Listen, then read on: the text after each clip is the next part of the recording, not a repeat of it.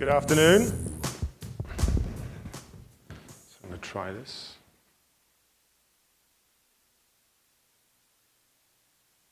I'm going to talk a little bit today about the 3 R's. It's a framework I've probably put together over the last 15, 20 years of my scar tissue of customer support, customer success, high tech, and SaaS.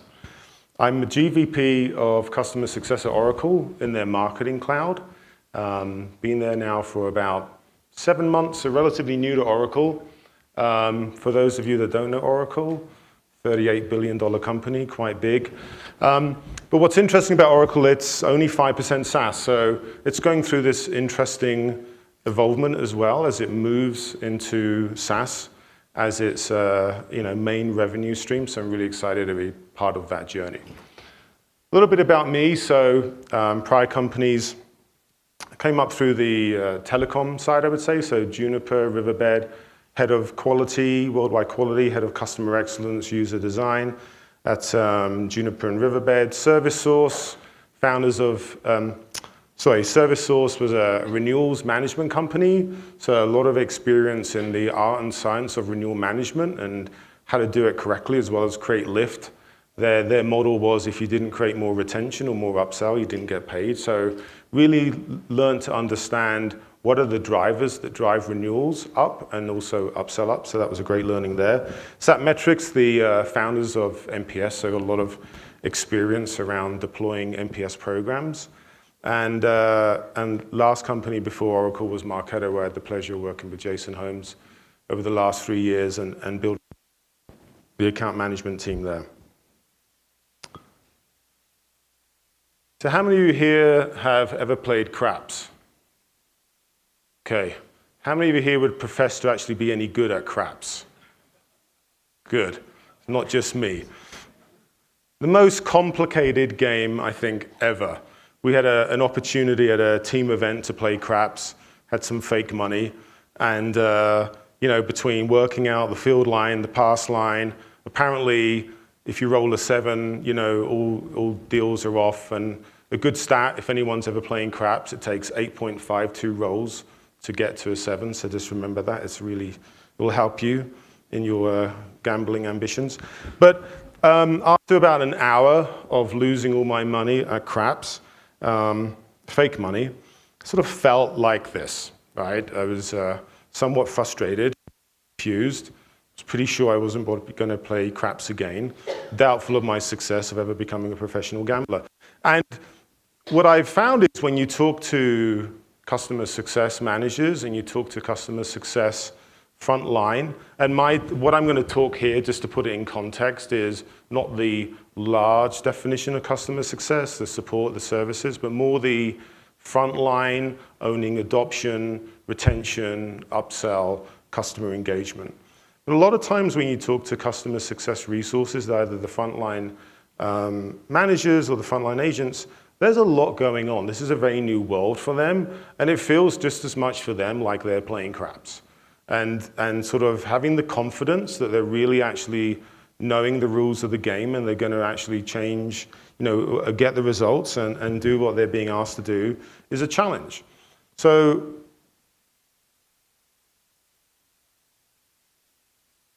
one of the things I've done over probably the last 3 companies now, but it's really come together for me, is this framework. And I call it the 3 R's. And it's a way of, I think, galvanizing your conversation with your customers, how you think about setting up the teams, how the teams think about what their roles and responsibilities are, the processes, the practices, the enablement, the measures. So let me talk to these. So the first one is what I call relationship management, And it's everything to do with how you touch the customer, the conversations you have, with whom, how often, the content, the depth, the breadth, the frequency. Is it virtual?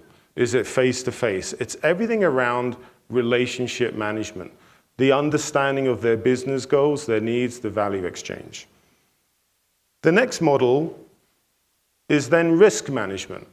So if we're doing all the relationship management components correctly, there's another element then around how to identify risk, as well as how to identify reward. So I'm going to go into each of these ones a little bit more detail.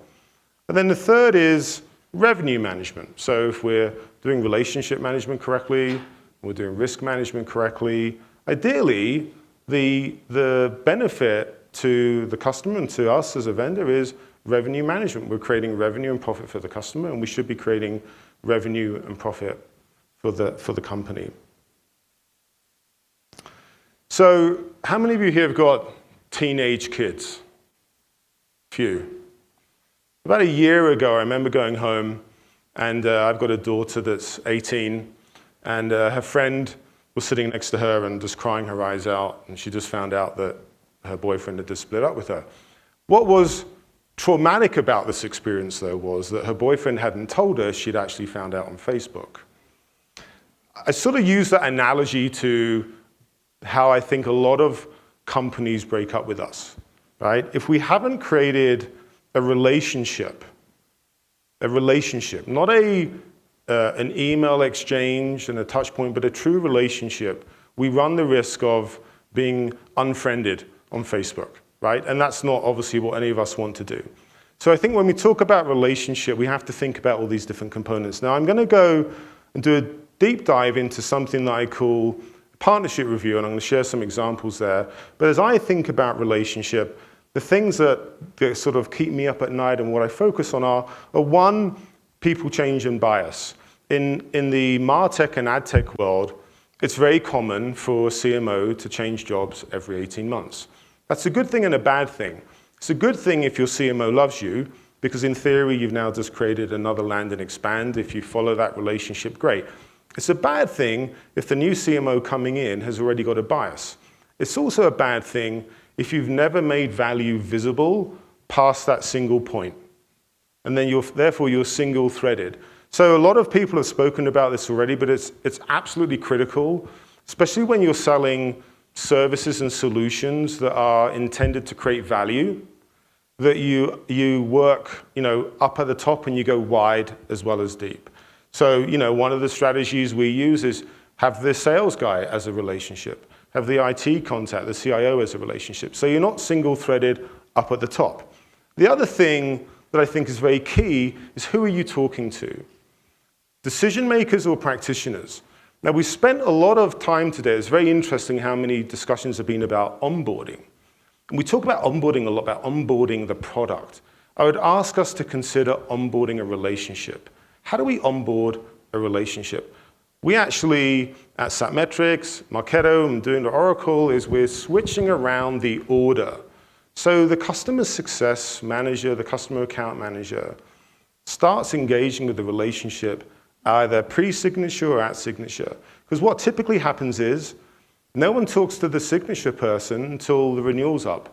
So they sign the paper, it drops down 3 levels, everyone starts implementing, and all of a sudden no one's spoken to the executive. So it's really important to think about relationship management throughout that customer journey and think about really 2 different paths, how you engage decision makers throughout that journey constantly versus practitioner. And think about the quantity versus the quality. One of the things we've also been focused on, and I suppose we're spoiled because we can drink our own champagne in MarTech and AdTech, is this ability to create intelligent virtual conversations. We've got really good at having a sales cycle feel like the customer's being engaged with a sales guy with relevant content at the right time with the right message. We've got to get to that same point really post-sale in customer success.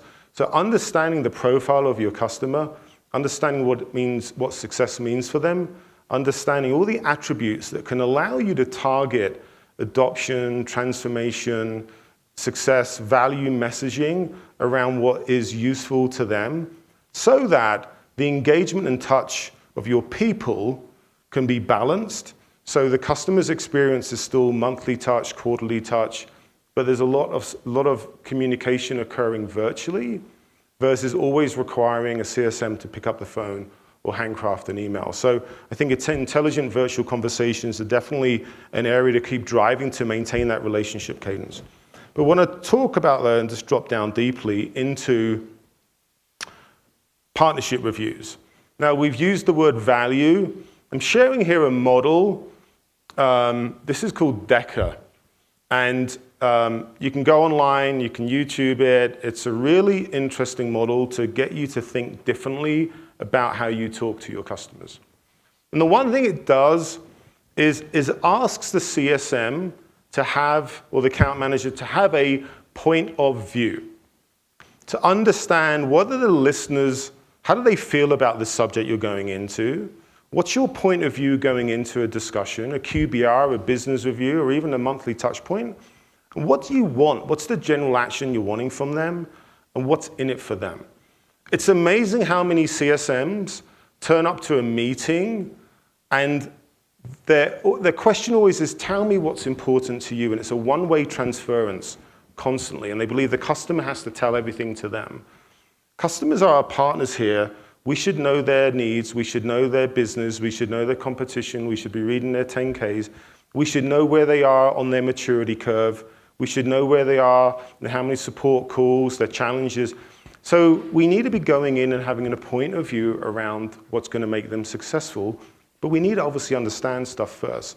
So I'd really ask that if you have an opportunity, and that slide on the right got really funky, is think about this process as creating a storyline. Before we even get into content and slides, if you can ask every CSM going into a business review, what's the big idea that you're trying to have a conversation with the customer here? How do your listeners feel about it? What are the general actions you want them to take and what's the benefit in it for them? You'll either get deer with headlights, or you'll get your good CSMs really carving out. The other slide I want to share is then this partnership review slide. I've probably reiterated this slide in various forms of life, probably 4 or 5 times now. I put this in every partnership review deck. There is material behind it, but it's a great opportunity to have the customer talk through their perception of you as a vendor. Now, the first 2 are around value and impact. This could say digital marketing value and impact. It could say net promoter value, market impact. It could say renewal management. It could say whatever our business is, but it's how does that customer view our solution, our services in driving value and business impact. The great thing about this first line is it gets the customer to articulate and revalidate their goals, their strategy, how we're helping solve it, but also how would they rate it? Would they give it a red, yellow, green? The other line I've put in beneath that is transformation.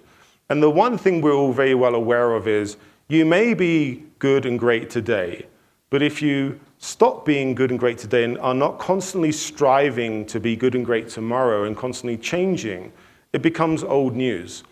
So we have to constantly be pushing our customers to transform on their journey, to be using more solution, more adoption, more value.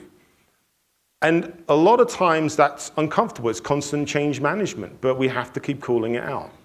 Then we get the customers give the perspective of the product, support, services, account management. I always ask responsibility. If a customer's not willing to even be a sales reference for you, obviously some customers can't be because of policy, but those aside, when customers aren't even willing just to be a sales reference, you know you've got a challenge. And so some of these questions and they're filling in really highlight where you need to work, and it creates a lot of the material then for ongoing monthly check-ins and business reviews. I've seen meetings where literally we've spent like an hour on this slide, and the amount of information that's come out has been phenomenal, and it sets us up for the year around what we need to work on, and we keep going back and we keep validating and making improvements.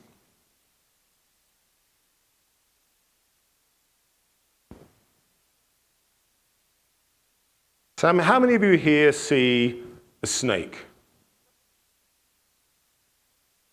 How many of you here see a rope? Very interesting fact that you're wired to process fear 7 times greater than reward. This comes from an old Buddhist story about a monk walking down a path and he mistakes a rope for a snake, and then he shines the light and he sees it's a rope. What's very interesting, though, about the way we're wired and how we process stuff, though, is also how we then think about and manage risk. So I'm going to go again through the stuff in green, the loss reviews. I'm going to spend a bit more time going deeper there. But here's an interesting factoid I'd ask you to go back and maybe pressure test your organizations. In my experience, looking at dashboards and customer health dashboards, and then looking at account churn and dollar churn, I've typically found that we're churning more than the red pie chart shows us. You know, red pie chart shows 5%, 10% account attrition. And you're like, why is that? And one of the reasons I believe is, and when I've spoken to CSMs about this, a lot of them are actually conservative about scoring and putting accounts in red status, because everyone then swarms around the fact it's red and what are they doing about it. So they're a little bit conservative about putting it red. So I'd ask you to go back and look at your account retention and dollar retention numbers, and then look at your red, yellow, green pie chart and tell me whether red is less or greater than. Because in theory, your red pie should be greater than your churn rate because you're saving some back. The other thing, and we've spoken about this today, is green is better. We spend so much time. How many of you here have got a red account process? How many of you got a critical account process? How many of you post-mortem do an analysis on why an account went red, why an account went critical, and learn from it? Okay. How many of you take your green accounts and understand why they're green? Few hands, few hands. We've spoken about this, right? It's really important to understand green. Sept metrics, Reichel days, he was all around understand green. If you can profile and blueprint successful customers and replicate success by understanding what makes green, your reds will go away. And what is not necessarily what makes a red account is what makes a green account. But we spend so much time, because of the way we're wired, so much time spent on red and on the snake, not enough time spent on the rope. Push versus pull, a lot of time talking about intelligence. Is there a silver bullet for retention? I honestly, in my experience, don't think so. You know, unless you're in a maybe very low volume customer base where data truly is a predictor of churn, my experience is you have to pull risk out. You can look at data, you can get some flags, but you have to pull risk from the customer as well. Hence why relationship management is so key, especially in SMB, mid-market, and enterprise. VSMB, maybe more reliance on data and getting that push, but as you move into SMB, mid-market, and enterprise, absolutely a pull. Everyone, I'm sure, has got drivers of risk and loss. I'm sure if we were to look at loss codes, 90% of them would say competitive pricing or competitive product if left to the devices of a CSM. Let me talk about one thing that I think is a really interesting process to put in, and it's called loss reviews. So a loss review is different than a loss code. Again, if you rely on the CSMs to always pick the right loss codes, it's incredible how many CSMs believe they're not in control of the loss, right? Competitive positioning, competitive pricing, I had no control over it. Well, this is actually a very different discussion. This is an opportunity to actually sort of do an interview and a coaching opportunity with the CSM. And one of the things I do, and you can either have, again, based on account volume, you can either pick a couple of the top accounts lost per month per CSM, you could pick all of them. It just depends on the bandwidth to do it. But if you can make this a regular monthly process and ask the CSM, forget the renewal window, ask the CSM, did you understand the use case? What was the business impact and value impact? How are you engaged? When was the last business review you did? When did you become aware this account was at risk? What plays did you run? And after they've gone through all of that, then what have you learned now that if you were in that same scenario, would you do differently? My learning going through this, as you try to sort of change, I think, the mindset of some CSMs in believing they're out of control versus in control of the situation, is they start to realize the account management of the customer, which really is not the same as renewal management. But the account management, which is all around the relationship and understanding value and also understanding how to mitigate risk around value, occurs 9 months, 12 months before a renewal discussion. And that bulb starts going off and getting illuminated, as well as there's many opportunities where they may not be aware of plays, they may not be reaching out, they may not be exercising the full company, or their plays may just not exist. So I've oftentimes also brought in competitive intelligence from marketing and have them listen to some of these stories as well. It's a great opportunity for managers to learn how to coach CSMs through renewal cycles. But again, it's incredibly valuable how many CSMs learn how to think about account management differently. If we do this right, then in theory, we get show me the money. I've got 10 minutes, so I'm going to skip through some of this stuff. High level, though, I honestly think you have to hire customer success people with a operational DNA, a Florence Nightingale DNA, and a sales DNA. If they haven't got that sales DNA, they can't discuss mutual value, they can't defend mutual value, and they just won't be able to create revenue versus maintain revenue. And I think this role between upsell and cross-sell and retention is absolutely key in the revenue creation, as we've spoken about. It all comes down to, at the end of the day, you've got to measure and manage, measure what you're managing. I sort of got exposed to this at ServiceSource as we started getting into really breaking down atomically how to think about retention and renewal management. A couple of things, and again, just tidbits. When you start thinking about measuring, there's a big difference between thinking about a forecast and a booking numbers from a finance perspective versus understanding anatomically the health of your install base and what's occurring. So first of all, when you think about contract value, it has to be the current contract value of the customer going into the renewal. It's not what was set, at the beginning of the year. Think about what was resolved. You don't always get all of your renewals resolved on time. That starts then talking about pacing and renewal management. But ultimately, what you've closed and what you've resolved, there's going to be two things. You've either lost some customers completely, full loss, or you've kept some customers, but you've lost revenue from them. They've either downgraded a subscription component or they've taken a line item off completely. And ultimately, you're left with then retained dollars. Of those dollars left with those customers, you're then going to upsell some, and then you're going to cross-sell some, and you're going to end up with an ending contract value. Resolution rate, retention rate, expansion rate, and then net annual renewal rate, net annual retention rate. I really don't care whether we call these things, these terms, or apple pie. What I would say, though, is it's really key that every success manager, executive should be able to measure these things anatomically. Because you can get some really interesting scenarios, like we've said, where you can be having stuff being sold and being ripped out as a partial loss, and then having a cross-sell, and you've got a perpetual rip and replace motion, and yet your renewal rate is 100%. So understanding these dimensions is really key. So the big picture. The 3R model fits into something then, and I've shown you some examples here, of knowledge versus operational. So one of the things I've seen again with CSMs, especially in new space, is that customers are interested not so much around the product and how to use the product, but they're interested in why to use the product.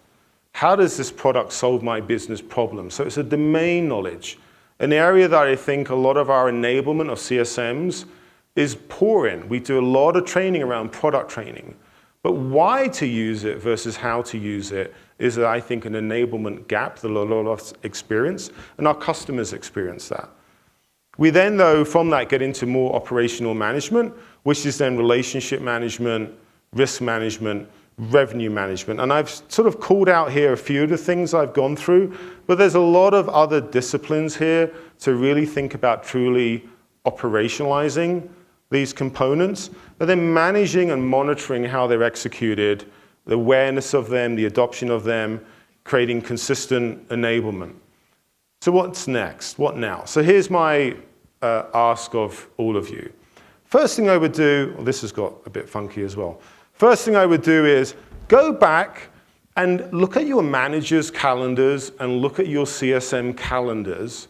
And at a high level, just color code. How much time are they spending doing relationship management versus risk management versus renewal management? And even how much time are they spending being enabled on the domain and enabled in the product? Get a sense of that. That will tell you whether they are behind the elephant with the shovel or ahead of the elephant. It really does, it really is an interesting observation. Secondly, close plans. I didn't get to it here, but like close plans and deal reviews, the best forecasting I've seen is when you sit down and you actually start going in detail around close plans and having a step-by-step process to really what drives good renewals. The blue one, which I can't read, inspect health, right? We're getting this red install base. Unless your red accounts are greater than your churn account rate, you're probably not actually truly capturing the risk in your install base.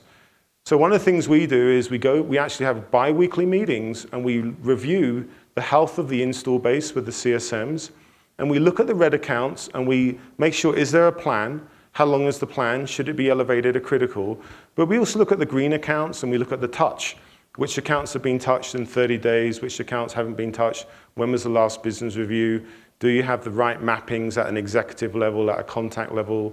When was the last engagement with a practitioner versus a decision maker? It's really important to focus on that install base hygiene management, touch management, relationship management, risk management. Learn from losses. Put a monthly loss review on the calendar and just start learning from the losses and have some interviews. It feels a little bit uncomfortable for CSMs, but that's okay, right? But they learn a lot.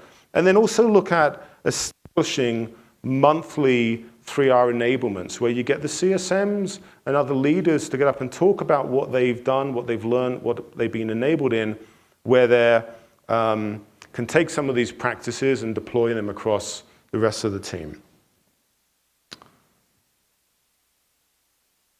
So keep it simple. Again, I think the 3R framework, let's not create a craps table out there for them. I'm more blackjack and pontoon. Keep it simple. Now, I do have a question. So I mentioned how many times does it take to roll a 7 in craps. And I've got a little gift. Kelly Decker lives like 5 minutes down the road from me. So she gave me a book. And it's the Decker book. So my ask is, for anyone, if you can get on the Slack, anyone that can put that number in can win the book. So I don't know. Berg, any answers yet?